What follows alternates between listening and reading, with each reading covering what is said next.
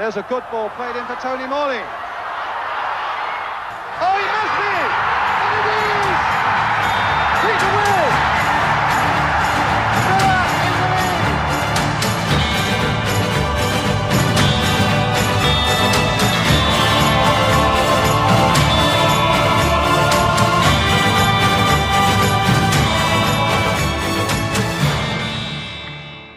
Welcome everyone to From Witton to Rotterdam, an Astonvilla podcast. We're your hosts. My name is Eddie. My name's Pascal. And hi, I'm James. And today we're joined by Naboth, coming all the way from Zimbabwe. Naboth, how you doing? I'm doing good, guys. Thank you so much. Thank you for joining me on the program. I'm really excited and looking forward. Of course, the pleasure is all ours. So today we are coming off the back of a very, very kind of drab 0-0 draw to Wolves. Pardon me, guys. And then after a busy week, we're going to talk a little bit about the Sheffield United game, a little bit about the Leeds game. Not too much because they're, firmly in the rear view at this point. But, it's been a busy week for the Villa and not necessarily the most productive one. So, Naboth, I'll start with you. We had a few different fixtures, a really disappointing loss in the middle of the week with the Sheffield United, a pretty surprising win last week against Leeds. Heading into the Wolves game yesterday, how are you feeling? After the Leeds win, everyone was just excited, and particularly me, I was excited, and some other fans like here in Zimbabwe, they were so excited because even though the win was narrow, but it was worth it because we managed to maintain a clean sheet for most part of the game. So we were so bossy about that game. And coming into the Wolves game, to the Sheffield game, everyone was excited and they were thinking that we were going to win. And also, I mentioned an issue about team rotation. Everyone was looking forward to a team rotation whereby Douglas Luiz will come in or Rosberg will come in, but that didn't happen. And you can't say that's the reason why we lost against Sheffield. But then everyone was excited and the games were coming thick and fast. But the morale was high coming into the Wolves game. Everyone was expecting that we're going to win. We're going to bounce back from Sheffield.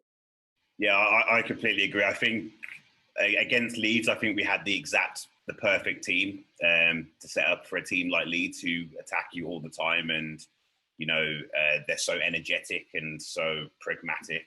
And we played the exact players to combat that system. However, against Sheffield United, who won't have as much of the ball and we're expected to beat, I just thought we should have chopped and changed and maybe rotated the midfield a little bit more, maybe to have the more possession-based midfielders such as Douglas Luiz in the lineup. Obviously Nakamba did very well against Leeds United, but he's not necessarily a ball-playing midfielder. And I think Dean Smith took too long to make the sub, in my opinion, and it was a poor performance all round, but, it came from top to bottom. I just think we should have changed the starting lineup. It would have helped with so many of the issues. Oh, yeah. For the Wolves game, I didn't really know what to expect, as has been the case with us so often this season. We were just really inconsistent, aren't we? We've had a win at Leeds, which I think, in truth, not many of us expected to see, and a really good performance to go along with it as well. We really stifled them. The Sheffield United game was up there with the most disappointing results of the season, really, because coming off that Leeds result, you're thinking we can push on and really push our European pace with another win. And we were okay first half, but second half, after the red card, we didn't look like we were going to do anything in the game, really. Really disappointing. And going into yesterday, I didn't know what to expect, whether we'd see the sort of performance we had against Leeds, or whether we'd see the disappointment we had against Sheffield United. We just don't know what we're getting from Villa at the moment, and we're all probably trying to avoid the elephant in the room, but we're missing our talisman, aren't we? But we're missing the main man. No, I mean, I fully agree. And just thinking about the contrasting performances, I think Leeds, we were resolute, and I think we defended really well. We got on top of them early, but it's been, and you hate to say it, like James kind of said, it's been since Jack's been healthy and able to play that we've really gotten a serious foothold in a game. I feel like, if we're nicking a goal, we're holding on as opposed to just, getting at someone. And I feel like we have a lot of that attacking impetus, but, the goals have dried up when you're missing your most creative players. So it's been rough. And I do want to talk about, chopping and changing a couple of you guys mentioned. And Naboth, let's start with you here. Heading into yesterday's game, I think a lot of people were calling for some changes, especially after that midweek result. So I'm wondering, when you saw the lineup, Sanson getting his first start, Dougie coming back in, even El Ghazi, apparently with an ingrown toenail missing the game, and Trez getting his start. I was wondering what you made of that lineup, because I think a lot of people had some questions. Oh yeah, coming into the Wolves game, Louise and Samson were always wanted to start after missing on Sheffield and after they lose at Sheffield United. So definitely they were wanted to start. Even me personally, I knew that they were start. But anyway, it was a unlucky first half, and so it was a good change coming to the game. To me, particularly, it was a good change. Good starting 11, apart from missing really top goals. So yesterday I was pleased to see him again a bit further forward. I think that was a good tactical switch. We've seen much better in first half yesterday. I was half expecting Ramsey to get another go. I think he's done enough. Leeds, he seemed one of our better players. Perhaps a bit harsh that he didn't get the time against Sheffield United. Barkley, I just look at our midfield options, and I think no one's really, doing enough to secure the shirt really at the moment. They're all doing bits and bobs, but not quite grabbing the shirt. So it was a difficult choice really, as to who's going to go in. I think Sanson has been around the club long enough now to get a start. It's been a long time coming, so we're thinking, he's got a good reputation from Marseille. He's got a good record, goals and assists. So in the absence of Grealish, we needed someone who can deliver a bit more in midfield, and I can see why he was put in yesterday. I'm surprised it's taken this long. So excited to see him, given a full chance from the start. But we'll go into the game itself as we go along, I'm sure. Yeah, I was actually very happy to see Sanson start, and I think he's more than deserved this spot, because let's be honest, Ross Barkley hasn't really been performing to the standards that we all expect at the moment. So yeah, I was happy for him. Obviously, I didn't really expect the whole El Ghazi injury thing, but with Trez, you kind of know what you're getting. So I wasn't too disheartened when I saw his name on the starting lineup. So yeah, I was quite happy with the team when I saw it on paper. It was a welcome freshening that, I think, given our shortcomings in the midweek, I think it was something that was going to address at least a little bit of that. And I think in the first half, it definitely seemed to. But before we get into that, I also just want to ask you really quickly, I think last year more so than this year, I think Wolves fans were really trying to sort of push this idea of rivalry on us, because there was no other Black Country teams for them to worry about. I think, now the baggies are up and they have a different kind of punching bag, but they've had a weird season. I think there's a lot of discontentment right now in the Wolves camp. I think a lot of Nuno out chants. They've not been the same, especially since Jimenez has gone down. Our old boy Villa, Adama Traore, I don't think he has a goal contribution this year, or maybe like one, as opposed to a really productive season last year. So what have you made of their recent run of form in their season so far? Because I think a lot of people were expecting to push for Europe and things like that.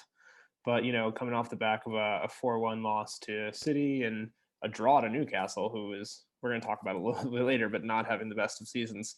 They've just kind of been a little bit of a different proposition than I think a lot of people expected. So, James, I'll start with you. We'll go around. Yeah, I suppose a victim of the success from last season, really, because they were so excellent last season and the season before. They've brought a decent. They've got a decent way of playing, which has been really effective for them. But they've tried to make some changes in the summer, didn't they? And they tried a back four, which hasn't really worked for them, unfortunately, from their point of view.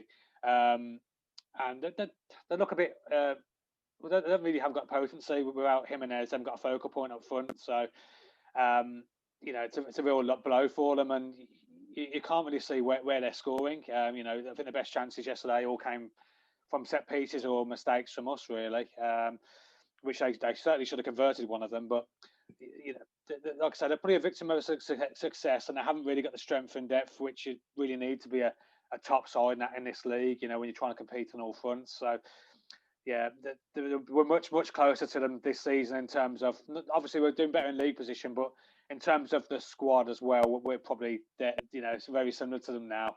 But we've both got players who can really influence a game and take a game by a scruff of the neck. I mean, that Neto looks a really great player, great potential, and if we could pinch him off them, I'd be more than happy. Probably unrealistic, but I'd love it if we could take him from them.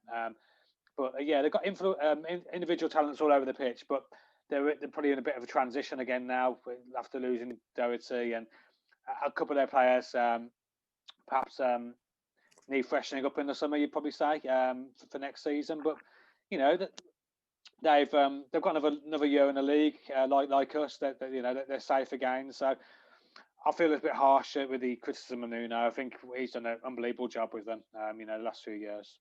What were your thoughts, guys? Wolves have been having a bad season this season. It's not one of their best seasons comparing to their two or three previous seasons. I know the season is not over yet, but then, the one thing that we can judge Wolves are not having a good season. They are always happy of causing problems at City. You can take it to last season where they managed to get a win over City. But this season, it didn't happen, and they didn't show any sign of causing any problems to City, considering the scoreline last time. So, also coming to our game, coming to Villa, Wolves, they felt like they were overdue for a win, especially after a draw against Newcastle. So, particularly, they were going to cause problems for us, and they were coming to sneak a win at Villa, but then that didn't happen. So, a draw was gonna just come out. That's the best thing that I was gonna think Wolves were gonna fight for, especially after losing the away first fixture. So I don't think Wolves were expecting to lose again to Villa, because we're gonna complete a double over them this season. So they were coming, and also missing Raul was gonna be a tough one, especially the finding goals. Goals are hard for them this season, and also Traore is not in his best form, and he hasn't been scoring this season. So Wolves are not in a good space. So it's good that they're not fighting relegation, but they're not having the best of their season. So Wolves are just one of those. Obviously, I grew up with quite a few Wolves fans, especially at university and stuff, and I don't really see them as a rival. Like I care much more about the likes of West Bromwich Albion and Birmingham City more than Wolverhampton. Of course, it's they're 10 miles down the road, so it's technically like a local rivalry. But Wolves fans will say the same about Villa as well. Their main rivals are West Brom. Obviously, last season in the Premier League, we were the only two represented the West Midlands. So, they tried to make a big fuss about it with all this mind the gap malarkey and all stuff like that. But I don't really have a problem with Wolves at all, to be honest with you. And I'm actually quite happy they're in the Premier League along with us. It gives us a little bit of friendly competition, shall we call it. Nuno's one of those, isn't he? He's a bit like the Portuguese Pulis, in my opinion. They get results. They can be a bit boring at times to watch, but they've got a very, very, very good defense, and they get results. Of course, Raul Jimenez is a massive loss. It'd be like us losing Ollie Watkins. Being realistic, I think Raul Jimenez is better than Ollie Watkins. I think he's one of the best strikers in the league on his day, but it's been such a massive loss. And then the guy they bought in, Willian Jose, and he hasn't scored a goal. And Fabio Silva's, I think, scored one or two. So scoring goals is a massive problem for us. And then for us, since since January, we've scored 12 goals. We've scored something like 11 goals in 12 games or something crazy like that. So we're not scoring a lot of goals either at the moment. So this game had draw written all over it, and at the end, it was as if I predicted a 1-1, but it was a 0-0. So getting into the first half, and as it's been the case for those last few games, honestly, it's been a tale of two halves for Villa. And I think just going into it, I think it's fair to say that we were firmly on top. I think some of the changes clearly came off. I think Sanson looked lively. Ollie hit the post. And so did Kanza, actually. It did look like things were starting to turn around, especially with El Ghazi not being able to come in because of the toe thing. Like, I actually had a lot of worries about how fluid we'd look going forward. And, we were putting together some decent chances. But obviously, we couldn't get that breakthrough. So I'm wondering how folks felt about that first half performance. What was working? What were some of the things you guys were feeling positive about? And, obviously since we didn't go in front, like what were some of the things you guys think were missing? Like how would you have changed it, and what were you liking from the boys at that point? James, we'll start with you. Yeah, so we started off on the front foot, didn't we? We felt like usual Villa. We felt like we were 10 yards further up the pitch, and then we have been of late. Initially, we found quite a bit of space behind Semedo. I think Trezeguet started the game really well. We were linking up well down the left-hand side. Watkins was heavily in the game, and he created that chance out of nowhere, and that shot, and it hits the bar, and you think, crikey, that could have been a great start for us. Then, say we had the Conza chance, which he seems to be getting a lot of at the moment. So, I think he's had 3 excellent chances in the past 2 games, and unfortunately, none of them have hit the net. I mean, admittedly, the one at Sheffield United, he's not done an awful lot wrong, but the last 2, the 2 yesterday, you're thinking you want to be putting one of those away, really. So I think he needs to practice his finishing a little bit, because the chances are falling to him in the box from set pieces. So yeah, other than those though, the biggest chance for me was the Watkins when he got into the penalty box, and he turned, I don't know if it was Dendonka or Cody, turned one of them on the inside, and then he decided for whatever reason didn't pull the trigger. He decided to try and pass to Traore, who was marked. You're thinking that was a big chance for us, I think back to the chance he had at Liverpool, the Liverpool game of 7-2, and he scored, and confident Watkins probably would have, taken that one on and shot. So for me, it's just a little indication he's not got the confidence at the moment in a game in front of the goal, because that for me was a big chance, and he should be selfish in that situation. You're the number 1 striker, you're a goal scorer. Have a go there. It's not the time to be accused and play another pass. We didn't need that.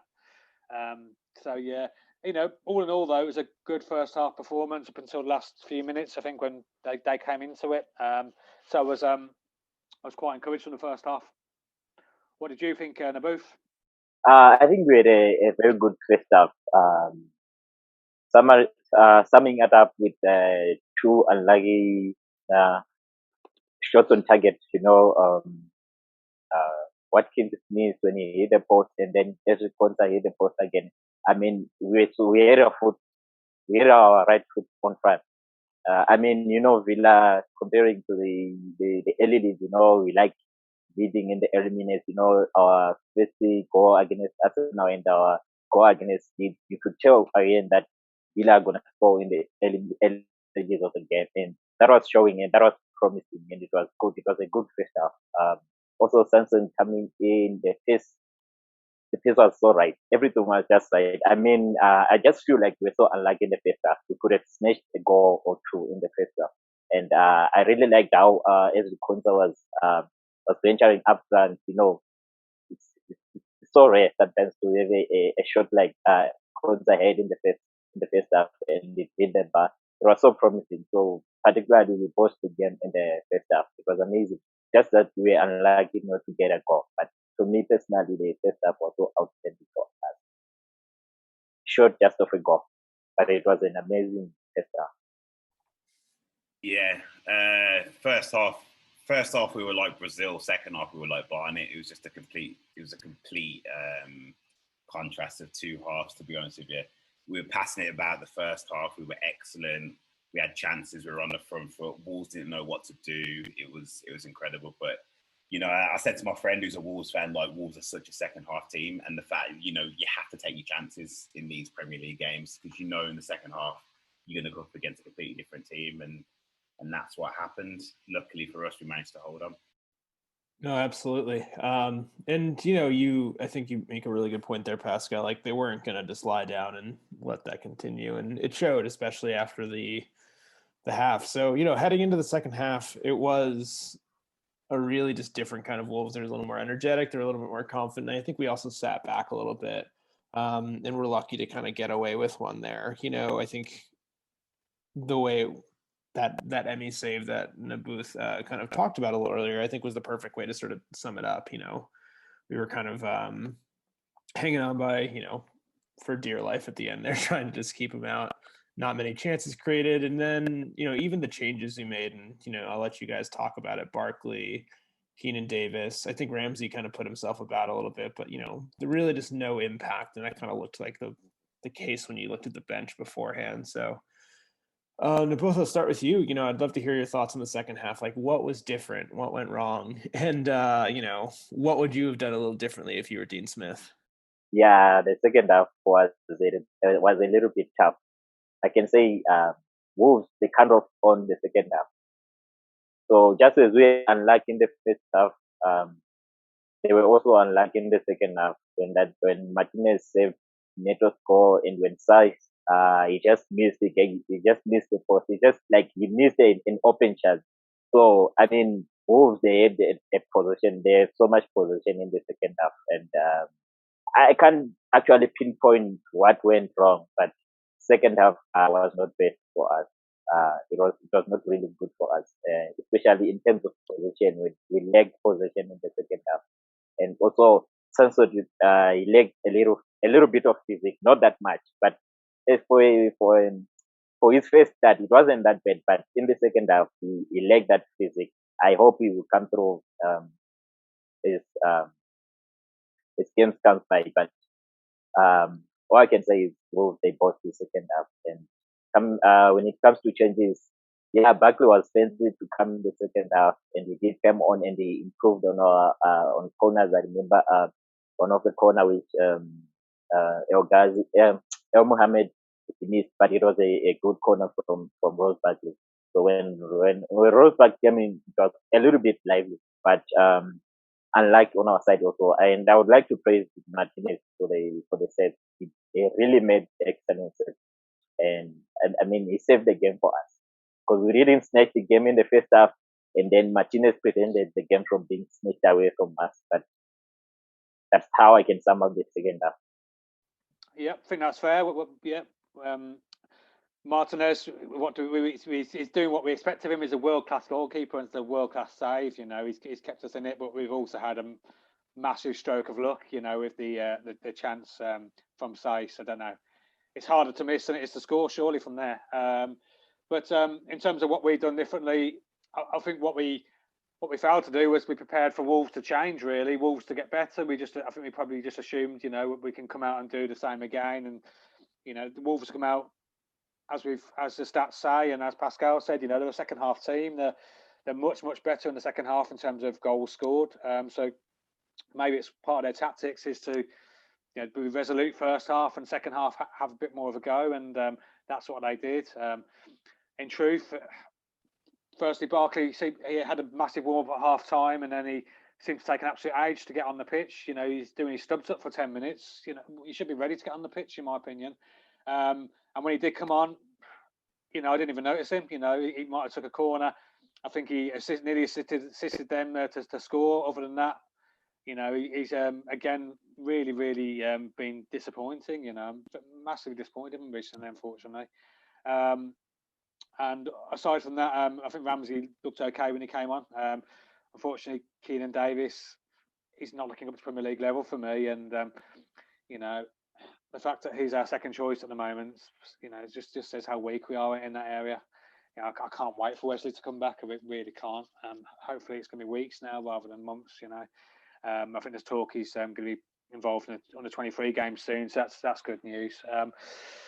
But yeah, let's just hope Watkins doesn't pick an injury up in the meantime. I was very disappointing second half. There's not many positives apart from Emi Martinez for us. I think Konza and Mings again, as they have been, for a long time now. They were both excellent. They did what they could. But going forward, we didn't really seem to have a plan B in terms of just manoeuvring the ball quicker. We seem to just drop back a little bit, drop back into our, into behind their midfield as opposed to in front of it. And Watkins was an isolated figure up front again, so you just felt for him. So, yeah, thoroughly disappointing, and just a bit of a lack of tactical nous, making any changes, whether that be the players on the pitch, moving them in different positions, moving them in different positions around the field, or just further up the pitch. We just didn't seem to have the input from the bench, and you look at the amount of coaches we've got, and the lack of change. It's quite worrying sometimes. What do you think, Pascal? Yeah, in my opinion, the game changed as soon as Sanson came off, because Sanson I thought was brilliant in the first half, and the way Sanson was playing allowed McGinn to get a lot further forward as well. And we were seeing a lot more from him. I thought McGinn was very good anyway, but especially in that first half, he was outstanding. And unfortunately, taking Sanson off meant McGinn had to drop back a little bit, and we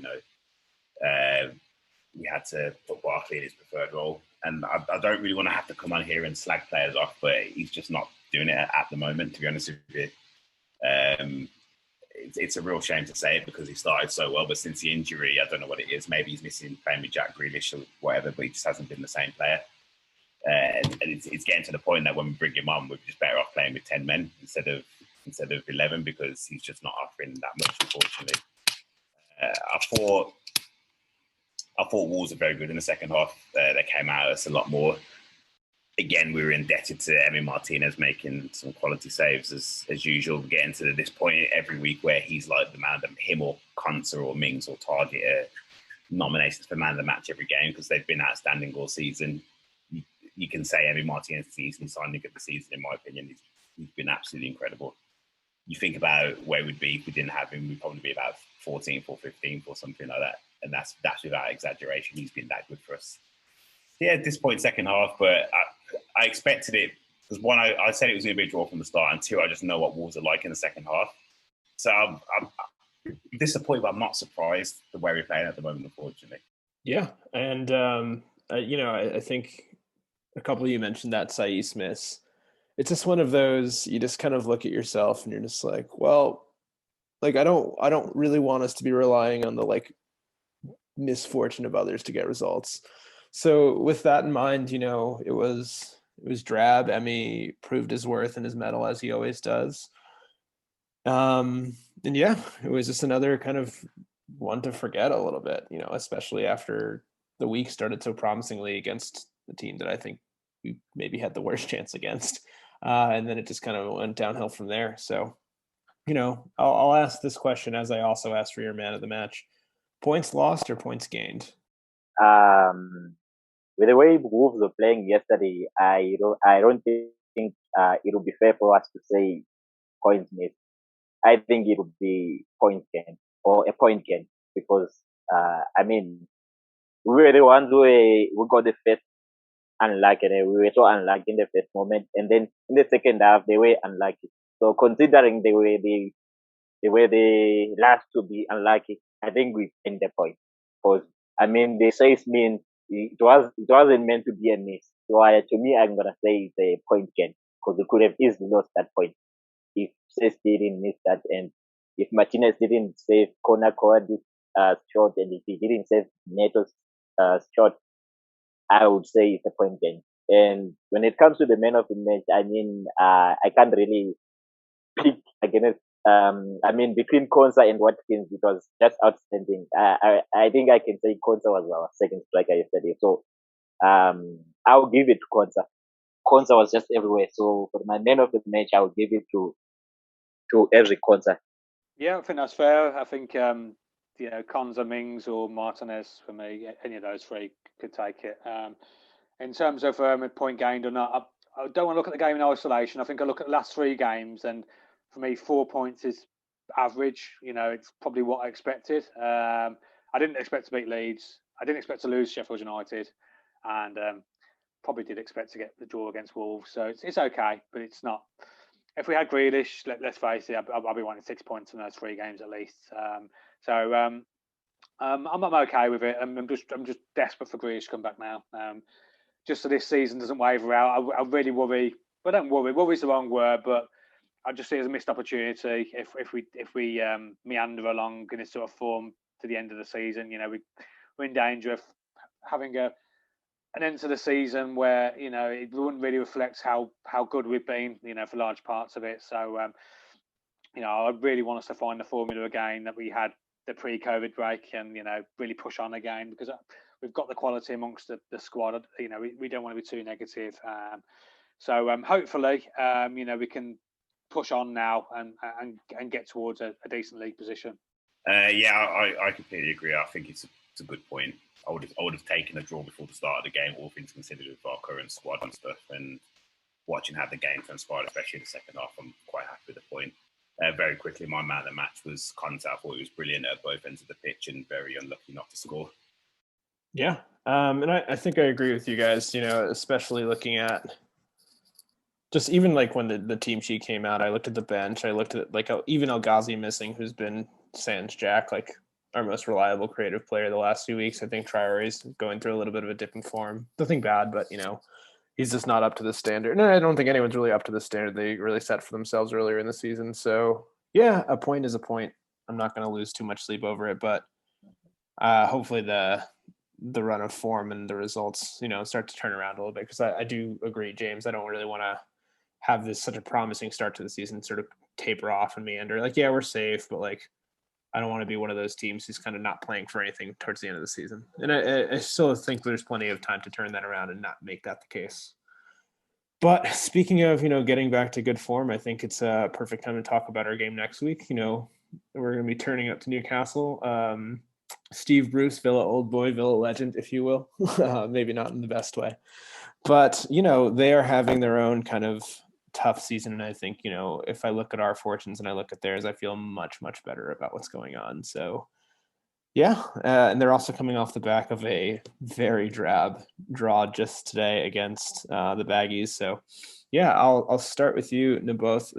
We're playing a Newcastle team who's missing, I'll say, their best player in Callum Wilson. They've been pretty hard to watch. They really don't have a focal point. They're kind of just kicking tires right now, kind of spiraling towards relegation if Fulham or anyone else decides to win a game. So what have you made of Newcastle this year? Are there any players on that team who are healthy right now who you have any worries about? Like, what are you expecting? Newcastle, just like both, they're not having the best season. I don't think, actually, I think Newcastle might find themselves fighting relegation. Actually, they are fighting relegation, because so far, I think Newcastle has lost more games. I think they've lost about 14 games. If I'm sure, they have lost 14 games, and only Sheffield and West Brom have lost more games than Newcastle. I think Sheffield have lost 22 games, and West Brom have lost 16 games, and then there's Newcastle, they have lost 14 games. So that's too much for a team which wants to stay up. So I think Newcastle, they are fighting relegation. And the only reason that I can actually pick from the Newcastle thing is because they've lost some of their key players. Like St. Maximin has been on and off the pitch. He's fighting some serious injuries. And then Callum Wilson was like one of their best strikers. They score goals for Newcastle, and I think that's the reason why Newcastle are where they are right now. And right so far, if they lose, if we manage to win, they will be going the fifth match without a win. So it's actually tough for them. They've only managed to pick 2 points from the possible 15, from the possible 12 in the last 4 matches, 2 draws and 2 losses. So it's not really good. So just like us, we are so unpredictable without Jack. So I think Newcastle, without St. Maximin and Callum Wilson, they are so unpredictable. And goals are scarce for them. Goals are a problem for them. So if we can manage to snatch a goal, we can manage to get 2 goals, we can easily win that game. So Newcastle, they're not in a good state. Yeah, I agree. They're massively missing Callum Wilson at the moment. He's been very good this season. I think he's got 10 or 11 league goals, so he's playing very well. They're missing their talisman, as are we. I think we have a bit more about us, and really, this is the one game in the season I think we should get something from this game. However, if everyone was probably saying that last Wednesday when we played Sheffield United, there were just no easy games in the Premier League. All the teams win at the moment. West Brom are getting wins, Fulham are getting wins, so you just never know. But on paper, without Callum Wilson, Almiron and St. Maximin, they don't offer a lot of attacking threat, and this is a game where with our defence where we should really, really be getting something, but you never know. This is what Astonvilla do, so let's see what happens on Friday night. No, for me, Newcastle are atrocious at the moment. I think they're the worst team in the league on current form. This is a game we have to target, and whilst I accept, we've obviously lost to Sheffield United and we didn't expect that. Ultimately, they're fighting. Newcastle aren't fighting at the moment. They've down tools. We've seen it with Steve Bruce before ourselves. We've how bad the Villa team got towards the end. Once he loses your dressing room, which it seems he has, especially with the reports this week, there's no real turning back. So, alongside the attacking players that you've just listed, especially Wilson, he's a great player. They look really, really dire. And from their point of view, I'm struggling to see if Fulham, go on a run, or if another couple of teams go on a run, they could be in big, big trouble. So we need to capitalise on it. That's the long and short of it. It's a good game for us to hopefully recapture our form, and I'm hoping that Jack could be back for it. The noises are he might be. So, hopefully he's fit and raring to go, because I'm sure from watching the game last night, he's itching to get going again and pull us back into form. So, for me, it's a good game for us, and it's a big opportunity, to get back 3 points again. Yeah, absolutely. And, you mentioned that sort of training ground stuff that has kind of come out. I hear things about he losing the dressing room. I hear things about Bruce actually leaking lineup stuff to the media beforehand. It's kind of turned into a little bit of a circus over the Matt Ritchie stuff coming out, where he apparently had a bust up. And you just look at them. St. Maximin and Almiron are out until April. Wilson's going to still be out for a few more weeks. This is when you kind of look at games that, if you want to bounce back on, obviously we're us and we don't do anything in an easy way, but this would be the one you'd kind of earmark, especially given all the problems they're having.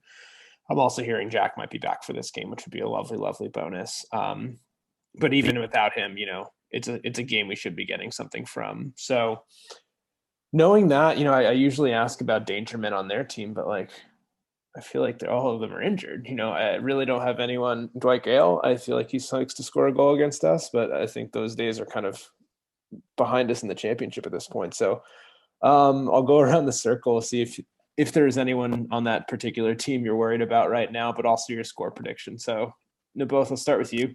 As of the danger man, to be personal, I think Newcastle, they are missing all of their danger. That's what I can say. But if I can joke about it, I remember if it's last season or the season before, when Theo Longstaff, when is it Theo or the other Longstaff, when he came on against Man United and they put an expected goal. So apart from those three guys who are missing in action, I think if Longstaff can manage to make another something like that, I think that's the only way they can maybe come up with a win or with a goal. But apart from that, I don't think it's an easy clean sheet for Martinez. With the kinds of saves that he's made, he's making these saves, I think it's an easy clean sheet for him. And to us, I think the key man that we need for this game is Jack. Or if Jack comes on, I think we're gonna easily win this one. And also we miss El Gaza. I don't know how serious he is the injury. So I think he'll come in for Trez, who was a slow game yesterday. So I think Watkins is overdue for a score. Watkins is on score, and for some reasons I like God. He's a good player. I think if we give him a chance, he might sneak in one of them. So for my players, I think the goal scorers will be Charlie and Watkins. 2-0. I think 2-0. Yeah, I think the same. I think it'll be a 2-0 win. I see it being quite comfortable, and I don't like how confident I am, because I'm never normally this confident before I go into a game. So their danger men, from what I saw of the match earlier, Joe Willett looks all right, but I've never really rated him. Ryan Fraser, obviously, he's got pace and is a bit of a threat. But other than that, I'm going to say now, I don't think there's a worse striker in the league than Joe Linton, which means he'll turn up and he'll turn into, prime Ronaldo on Friday night or something like that. But they just don't offer attacking threat. We have to win this game. As James said, they are the worst team in the league. But you never know with this Villa team, so let's see. Score prediction 2-0. Hopefully Bertrand Traore, because I've put him in my fantasy team, and Ollie Watkins. Yeah, I'm going to stick with a 2-0 vibe. I like that. At least 2-0 though. I'm saying, it could be more. It should be more. We should be putting these to bed really. And in terms of who's going to score, I'm going to say Jack. Hopefully, if Jack's back, I'd like to see him come back with a bang and score for us. And maybe some like Churro would be nice as well. I see he needs to get back into the groove again. But yeah, in terms of Newcastle, there's not got much of a threat. Willock's a decent player, but that's a minimum requirement for being a Premier League player. You've got to be decent. There's no one there. I'm thinking, crikey, really wants to sign him. So no, we've got to put these away. So I'm really hoping we do. Yeah, and I think this is the first time on our show we've all agreed on our prediction. I think I'm going for a 2-0 as well. I look at Ryan Fraser. He's got some pace. If there's anyone I'm going to be worried about, just because I think we're lacking a little pace on our fullback positions. But honestly, besides that, there's no one in that team I look at and think to myself, like, oh no, like, say Maximan I would have been worried about, but he's out. Like Almiron, he's kind of a rat, but he's like a tricky player. He's out. So yeah, unless Joel Linton turns into Prime Ronaldo, which I feel like we've jinxed it into existence at this point. Yeah, I don't think we need to worry about too much. In terms of goal scorers, I think Watkins, after yesterday's do a goal, I think he was working hard. He put in a good shift and just got a little unlucky. And I think Newcastle's a good game to kind of come back for. And I think Jack, if he returns, he's going to mark his return with a goal. I think that'd be a lovely little way to sort of say, mark his reunion with Steve Bruce, his old friend. So yeah, it looks like we are feeling pretty positive despite yesterday's result. And I think that does it all for the game talk today. So that brings us on to our Global Villains section. And Naboth, thank you again for joining us. We really appreciate it, coming all the way from Zimbabwe. Is that correct? Yeah, thank you so much, guys. Thank you so much. We're so excited, and I'm so excited. And thank you for inviting me. You're actually the best people we've invited. Me personally, as the admin of the Astonvilla FC Zimbabwe Twitter account. I know I've been active and representing all the Villa fans from Zimbabwe. We've been active from the day Marvelous Nakamba joined Astonvilla. I think it was in August 2019.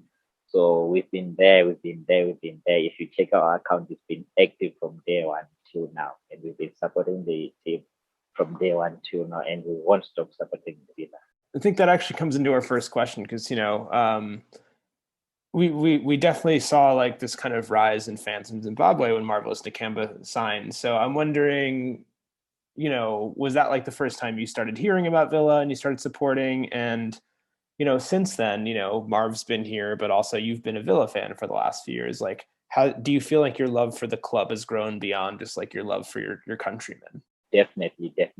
Personally, or I can speak for all the Villa fans from Zimbabwe. The day Marvelous Nakamba signed for Villa, it was a glorious day to Zimbabwe and to soccer lovers in Zimbabwe. I think so far Aston Villa is the most supported club in Zimbabwe because everyone apart from their other clubs, they support Villa. So it's like Villa and then the other team. So personally, I won't say which team I supported before Villa, but so far Villa is my first club and it's my first club. I don't think I have more support for Villa than any other team in England. So I think I have found love in Villa, and it was all because of Marvelous Nakamba. So yeah, we've known about Villa before, but when Marvelous Nakamba came in, everything changed. I think Villa, like I said before, Villa is the most famous club in Zimbabwe. So talk to us about how you watch a game. Do you get a group of people together? Do you go to a particular place to go and watch the games? And what's the atmosphere like? So far, Zimbos, okay, how we call Zimbabwe fans in Zimbabwe, they like Spita so much. So when it comes to game, because of the lockdown and stuff, we haven't come to we haven't sat together and of course people, maybe 2 or 3 people or 5 people, they can gather in rooms and watch together against, like I do also, because I have some people that I watch with them at home, and usually in public spaces we haven't been doing that because of the lockdown and stuff, but we are looking forward to doing that. Also, you might see that we have a Villa account on Twitter and stuff, but we actually don't have a official supporters club yet, but we are looking forward to doing that. So it's actually not that organized yet, but we are looking forward to organize something, an official club, supporters club. But so far we haven't done it. We just support people. They just support it on Twitter, and people are always following Astonvilla on Twitter because I think apart from Facebook, people in Zimbabwe they actually tweet, or actually more people they like Twitter than Facebook. So that's why. So when Aston Villa, and you can see that even on Aston Villa page, you see that most people from Zimbabwe they are always commenting. And I remember during the first end when Nagamba started playing, when they were putting him in the man of the match vote, you could see that he could easily win any Twitter poll. Even today, if you put up a Twitter poll, even a Villa Twitter poll, if you bring on, if you call upon Zimbabwean fans, Villa can always win any poll, I think. So when it comes to club gatherings, we don't do gatherings yet, and that was mainly because of the lockdown. And we were supposed to organize an official supporters club, but because again of the lockdown, it's the second year of lockdown and stuff, so it's not that easy. But looking forward, can easily arrange something. Yeah, hopefully, at the moment Villa are going through a good phase, so hopefully we can create some memories that will last, especially like the last season, etc. The way it ended and start of this season. What would you say is your favourite memory from supporting Aston Villa? Like I said, I have got Villa at heart. Personally, I've got Villa at heart. Apart from Marvelous Nakamba being in Aston Villa, but obviously it was his impact that made me support Villa at heart.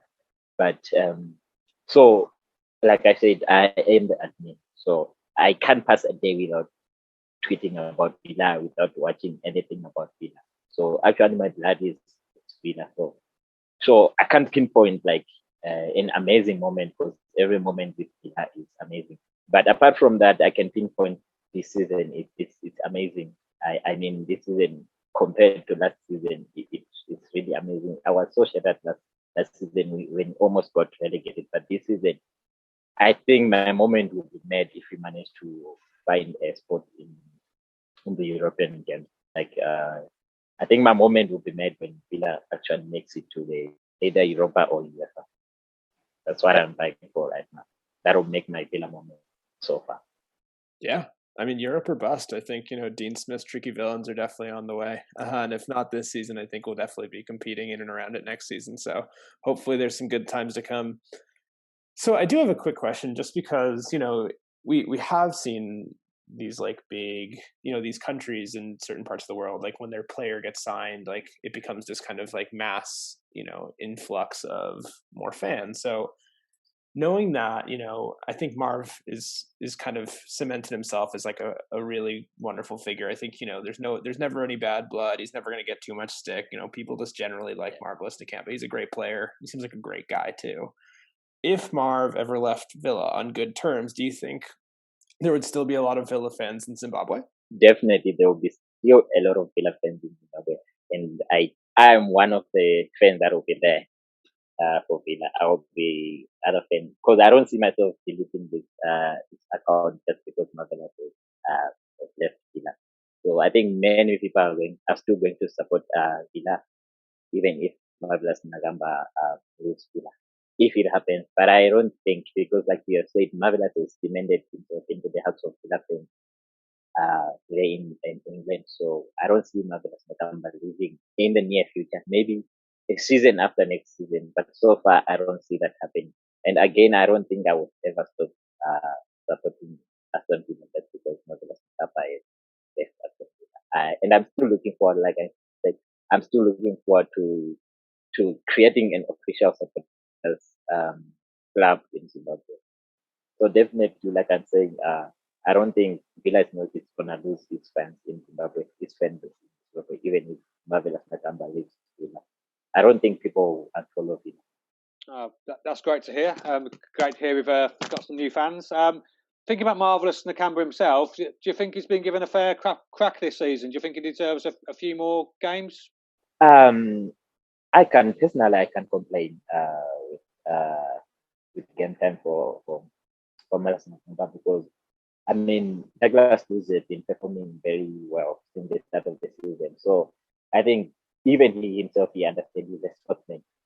So I don't think he hasn't been. I can't say he hasn't been judged unfairly. So because whenever he comes on, he's performing very well. So game time, I don't think it's something that we can cry about.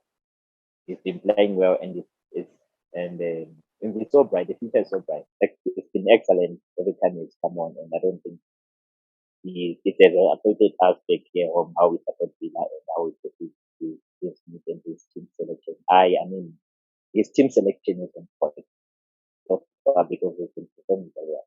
So his game time wise, I think it's good. And I think we'll end it on this final question. I kind of asked you a little bit before, but if you had to give a 30-second elevator pitch for Aston Villa to sign another Zimbabwean player, who would it be? Who do they play for now, and why should we make that signing?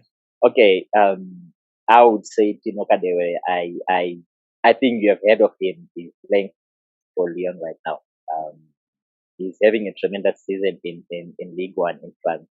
So I think that's a player that I can actually give a nod for Villa to sign Tino Kadewe, and yeah, I would give Tino Kadewe a sign. It will be marvelous to see him in Nakamba playing for one club. I mean, he already has a very big support base. Fans, people are supporting him. I think last season there was a rumor that he might sign for Astonvilla. I don't know how true it was, but hopefully by the end of the season, if things like that happen, I mean, it's gonna be amazing. It's gonna be amazing. So I'll give a note to Timo Kadewere for Villa signing Kadewere for Leo. Fantastic. Well, Naboth, thank you so much for joining us. We really, really appreciate it. We, thank you for taking the time, especially after, not the most exciting Villa weekend, but we just thank you so much for, being here and talking to us and sharing a little bit about Astonvilla Zimbabwe. And we're especially excited to hear that, even if Marv does leave, we're all dreading that day, of course, but we're glad to hear that fans like yourself are going to be sticking around. So this is the time usually we give our guests a little bit of a chance to do plugs. So do you have anything you want to share with the nice people? I just want to share, like I said before, my life for Aston Villa and how my desire. The only thing that I wish so far is to see Aston Villa as an official supporters club. I hope you guys can actually help us because I mean it's been 2 years since Nakamba signed for Villa, and then we don't have an official supporters club. So that's all I can ask for. Yeah, and we can definitely put you in contact with the right folks in terms of the club and starting a Lions club. So definitely we'll talk off air about that. James, Pascal, anything you want to share with folks? Nothing today? All right. Well, we're definitely going to still be passing around the GoFundMes for the Ghana Lions as well as the Gambia Lions.